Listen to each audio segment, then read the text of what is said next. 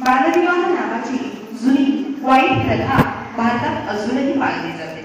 भारत महासत्ता होणार असतानाही आपल्या देशात बालविवाह होतात. युनायटेड नेशन्सच्या अहवालानुसार बालविवाहाच्या प्रमाणात भारत देश दुसऱ्या क्रमांकावर आहे. भारतीय बालविवाह कायद्यानुसार 21 वर्षांच्या आधी मुलगा आणि मुलगी 18 वर्षांच्या आधी विवाहास पात्र नाही. असा कोणताही विवाह बेकायदेशीर मानला जातो आणि तो दंडनीय गुन्हा आहे. याविषयी आपल्याला विशेष मार्गदर्शन माननीय श्री महेश सेनुकर सरांनी करावे अशी मी त्यांना विनंती करते. माननीय व्यासपीठ, सर्व माता भगिनी, या व्यासपीठावरून बालविवाह निर्मूलनाच्या कार्यशाळेसाठी एक शासकीय यंत्रणेमार्फत या ठिकाणी माझी नियुक्ती केली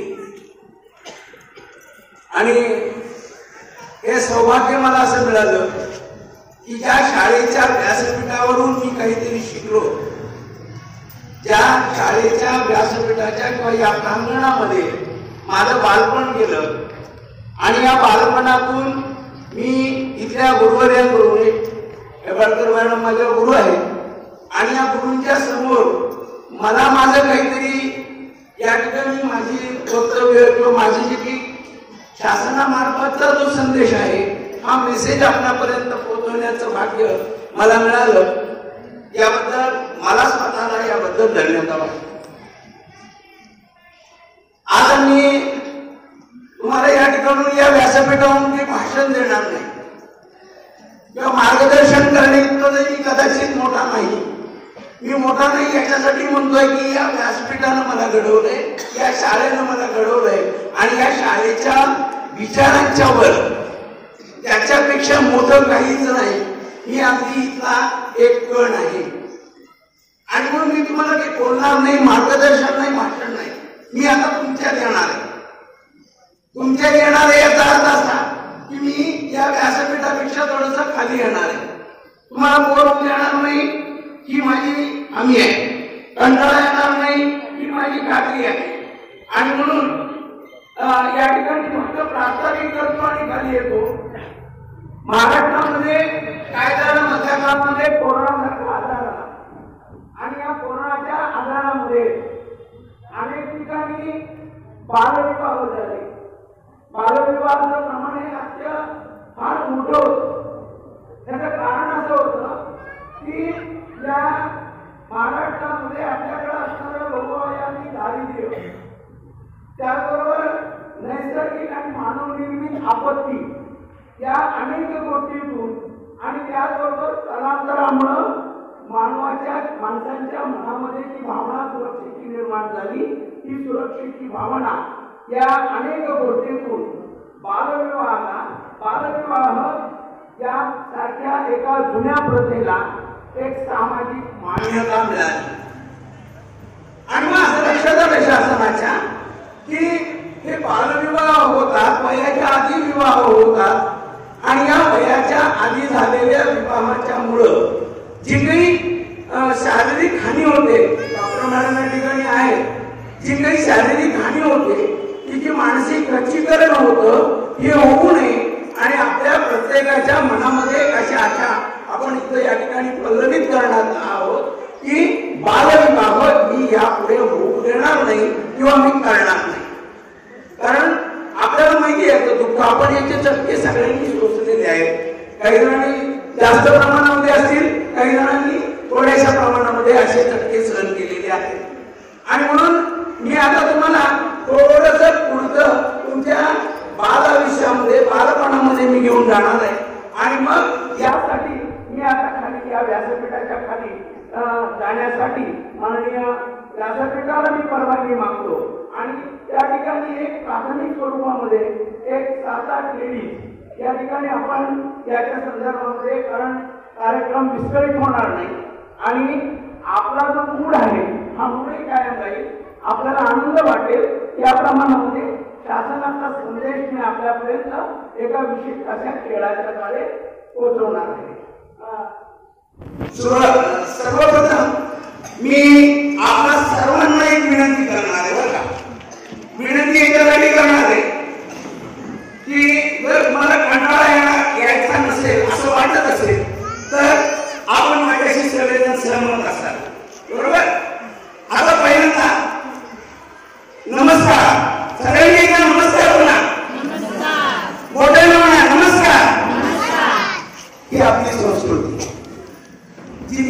शिकलो आपल्याला येते, पण आपण अजूनही असतो. कारण काय होतं माहिती का, आम्ही ज्यावेळेला एकूण पुरुष मंडळी आम्ही ज्यावेळेला भेटतो त्यावेळेला रामराम म्हणतो, नमस्कार म्हणतो, पण महिला अजून सुद्धा नमस्कार म्हणायला थोडस घाबरतात कदाचित. आता आपण थोडं आणखी पुढे देऊ. तुम्हाला मी तुमच्या भावयामध्ये देतो. इथं साधारण 2 ते 3 पिढीचं अंतर असणारी माणसं आहे. म्हणजे आजी आहे, त्याचबरोबर आई आहे आणि मुली सुद्धा आहे. म्हणजे 3 पिढ्या आपण पाहिलेली माणसं आहे. आपल्याला एक गोष्ट माहिती आहे की प्रत्येकाला एक स्वतःचं स्वप्न असतं. असं का असेल तर हो म्हणा. आपल्याला सगळ्यांना एक स्वप्न असतं बालपणी, असतं का? असं म्हणायचं एखादं स्वप्न आहे का की जे आपलं स्वप्न पूर्ण झालं नाही आहे का? असं म्हणायचं स्वप्न? हा बोला, माझ्याशी बोला. मी आपल्याला नम्र विनंती करतोय, कारण आपल्याला हा जो संदेश आहे ना, हा संदेश तिथेही करून देऊ शकतो मला अडचण नव्हती.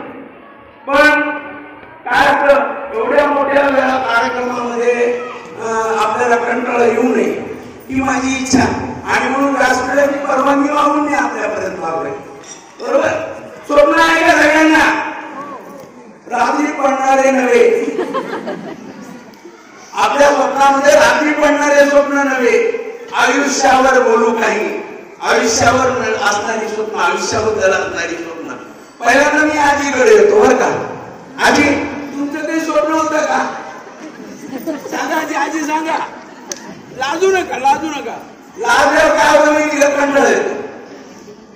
आजी, तुम्हाला शिकावं वाटत होतं की नाही आजी?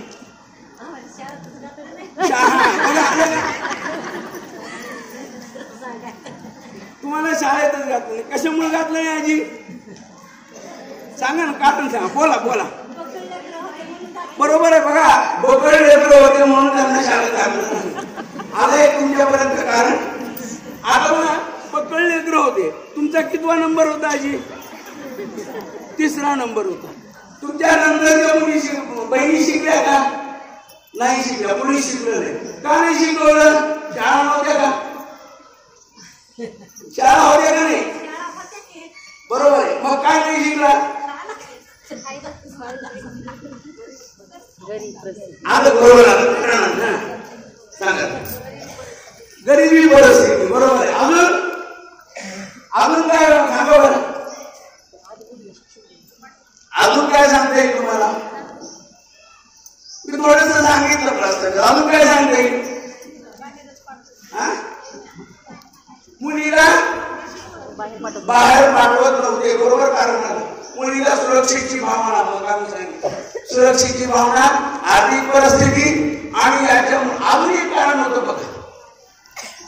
अजून एक कारण होतं. काय होतं बघा? सगळं लवकर लग्न झालं. कशामुळे झालं? शिक्षण नसल्यामुळे झालं, आर्थिक परिस्थितीमुळे झालं. पण आणखी एक कारण महत्वाचं होतं. बरोबर आहे, मुला मुलीमध्ये भेद करणं. डायरेक्ट तिने आपला ज्या भागाकडे आपण जातोय तो भाग इथपर्यंत मावशीने आणलाय. बरोबर आहे, की मुला मुलींच्या मध्ये भेद व्हायचा. कारण मुलगा मुलगी हे सगळं त्या काळामध्ये परंपरेनं मांडलं होतं, आणि त्या परंपरेचा आपण बळी होतो. बरोबर आहे. आणि म्हणून काय झालं की अशा प्रकारचा लिंगभाव हा सुरू झाला. लिंगभाव सुरू झाला. आता लिंगभाव सुरू झाला तर अजून एक त्या घटना सांगतो. आपल्याकडे पाहुणे येत होते का? पाहुणे सगळ्यांच्याकडे पाहुणे येत होते का? येत होते. तुमच्या लहानपणीवर आताचे नाही, तुमच्या लहानपणी प्रत्येकाच्या, आजीच्या, मावशीच्या, सगळ्या आताच्या नवीन नवीन मुलींच्या, सगळ्यांच्या लहानपणी पाहुणे येत होते का? काय आणत होते येताना? येताना काय आणत होते? गहू आणत होते. बरोबर आहे. मग आता हा गहू देत असताना बघा काय व्हायचं? गहू देताना काय व्हायचं?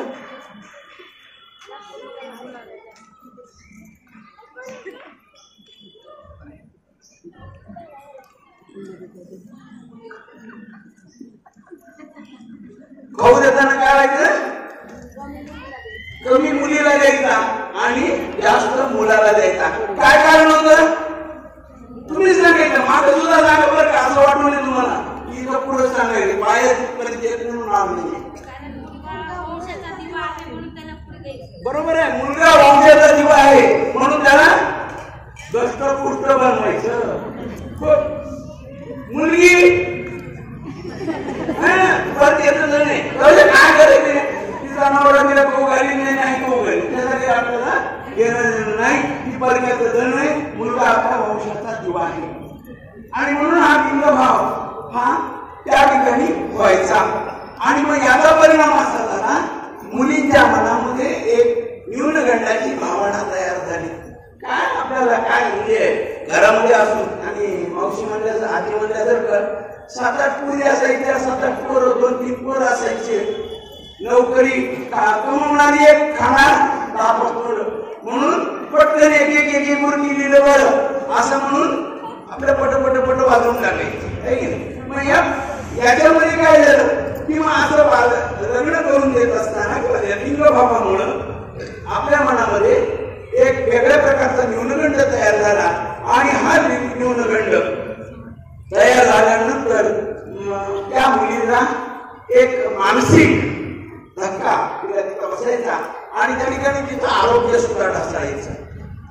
आणि लवकर लग्न झालं, वयाच्या आत लग्न करून टाकायचे. आर्थिक परिस्थिती, दारिद्र्य, सुरक्षेची भावना म्हणजे 10 वर्षाची पोरगी झाली की तिनं घराच्या बाहेर जायचं नाही, उमरा ओलांडायचा नाही. बरोबर आहे जी? अगदी बरोबर आहे. बघा काय म्हणजे पोरगी आपली घरातच बसली असायची, पोरग आपलं उजळून घ्यायचं सगळ्याला. ज्याला आपण वंशाचा दिवा म्हणतो ना, त्यांना पुन्हा काय दिवे हे तुम्हाला पुन्हा सगळ्याला माहित असतं. आणि म्हणून त्या लिंगभावामुळे काय झालं की वेगवेगळ्या प्रकारचे सामाजिक जरी प्रथा निर्माण झाली. आणि या रूढी परंपरेमुळे बालविवाह लागला गेले. बालविवाह लागल्यामुळं त्या शारीरिक परिपक्वता, डॉक्टर मॅडम काय त्याचा अधिकार आहे, पण मला एवढं बोलता येईल तेवढं की शारीरिक परिपक्वता ज्याला आपण मॅच्युरिटी म्हणतो, ही मॅच्युरिटी या मुलांमध्ये आणि मुलींमध्ये नसते. आणि त्याचा परिणाम पुढं तिच्या आयुष्यावर होत असतो.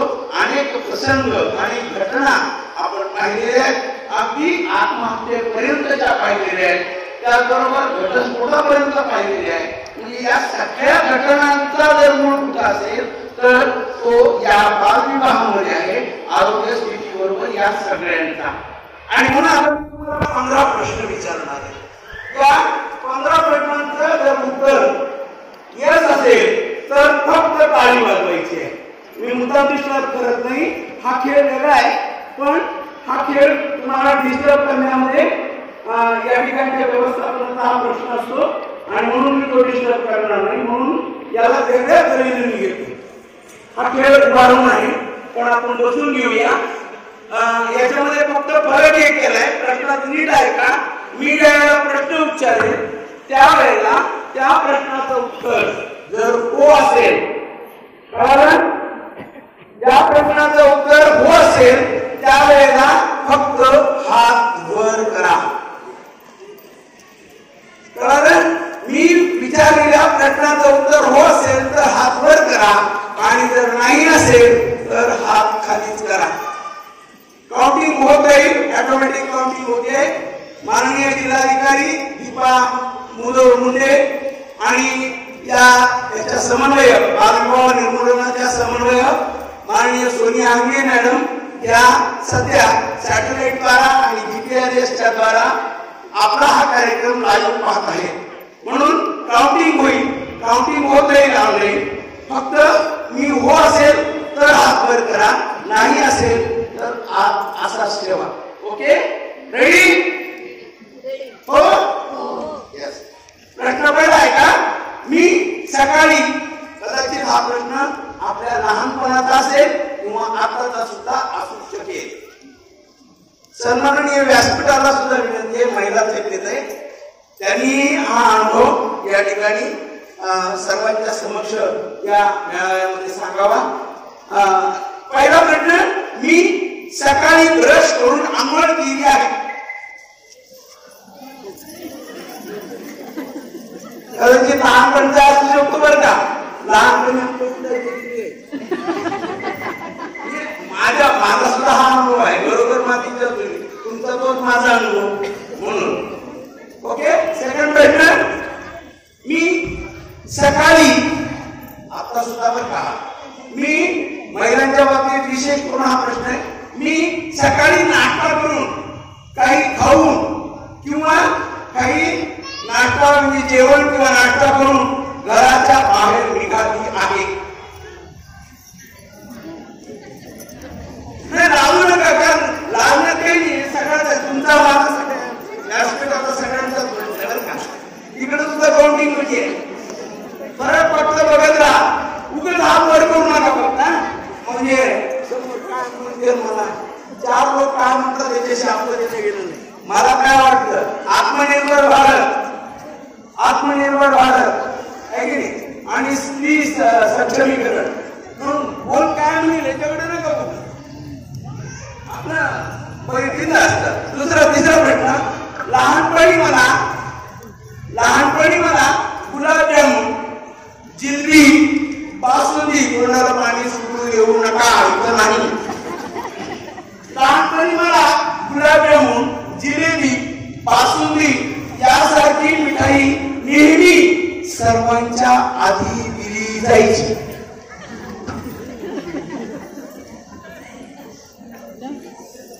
बघा किती हात वर झाले.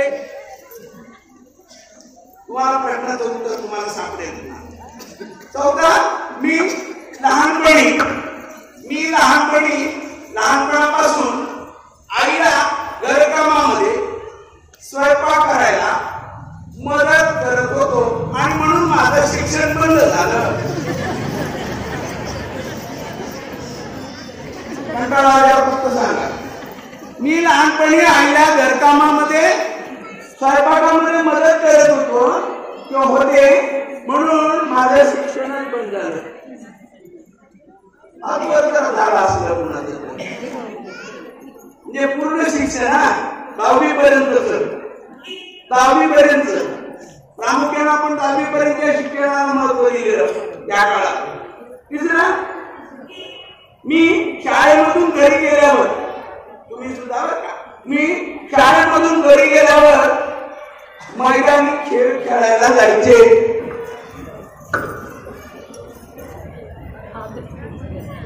मैदानी खेळ बघा कमी किती प्रमाण कमी आहे का नाही. 10 वर्षाच्या पोरीला बाहेर जाऊ द्यायचं नाही, बिना मैदानी खेळ खेळायचे नाही. कुस्ती पोरग, क्रिकेट पोरग, व्हॉलीबॉल पोरग, सगळे खेळ पोरग. पोरीनं तर भांडे सकाळपासून आपला पप्पा बाहेर, आपल्या बाबा बाहेर उन्हाळ्यात येईल तो कोणी येईल तर लवकर भाकरी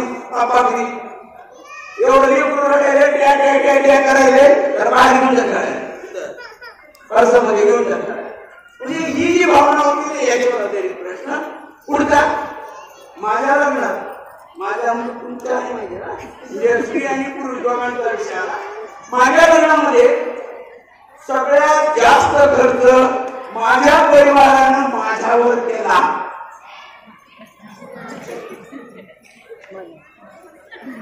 बघा इकडे आता पोर आहे ना, सगळ्यात जास्त खर्च माझ्यावर केला. मुलं आणि मुली झाली.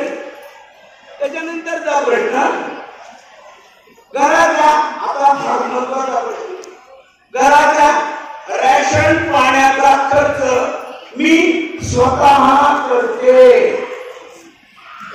घराच्या रॅशन पाण्याचा म्हणजे सगळा अन्न किराणा अन्न मिळणं तसा खर्च मी स्वतः करते. किती जण करतात?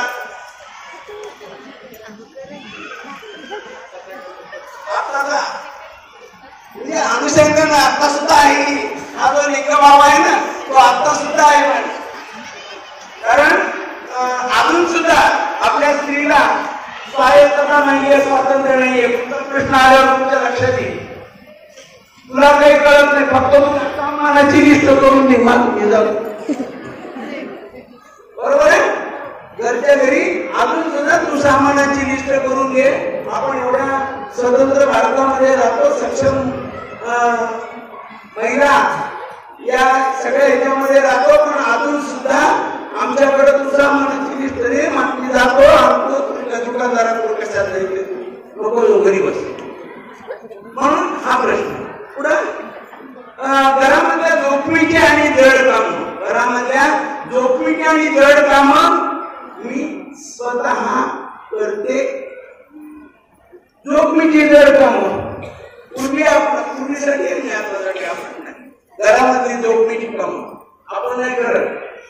मुलीला करायला लावत नाही, तुम्ही सुद्धा करत नाही. लक्ष्मीच्या वेळेला मकर उचलायचं असतं, मकर वाचवायचं असते. हो तुझी घेऊन याला काय करायचं, तुमचा माझा अनुभव सगळे मकर ग्रुप मिटिंग करायची तुम्ही करता बघा. म्हणजे सक्षम बनणं, आत्मनिर्भर बनणं हा या घटनामागचा उद्देश आहे. पुढचा बघा, आता महत्वाचा प्रश्न आहे घराचा कुटुंब प्रमुख. घराचा कुटुंब प्रमुख म्हणून मी आहे, घराचा कुटुंब प्रमुख मी आहे आणि घरातले सगळे मोठे निर्णय, महत्वाचे निर्णय मी घेते. घरातले सगळ्यात महत्वाचे आणि मोठे निर्णय मी घेते. बघा मॅडम काय वाजवायचं सगळ्यांनी किती निर्णय आगमन होते, महत्वाचे मोठे निर्णय. शेजारचं एक एकर शेत निघाले घ्यायचंय, काय करायचंय ती घरातली बाई म्हणत असते आर्थिक पगार आपलं बघा तुला काय कळतंय म्हणत असते काही पुरीचा निर्णय. लग्न करायचंय तिला काही कळत नाही, मला त्याच्या पाहुण्याला चहा पोहे करायचं बघ, गोळीला तयार करायचं बघ, बाकीचं पाहुण्याला कसं आहे माझं बघतो. हा निर्णय महत्वाच्या निर्णय प्रक्रियेमध्ये महिलांचं जे स्थान आहे हे महिलांचं स्थान अजूनही थोडस दुय्यम आहे असं वाटतं. आणि म्हणून हा लिंगभाग व्हावा म्हणून हा कार्यक्रम आहे. पुढचं, माझ्याकडे स्वतःचा स्मार्टफोन आहे, माझ्याकडे स्वतः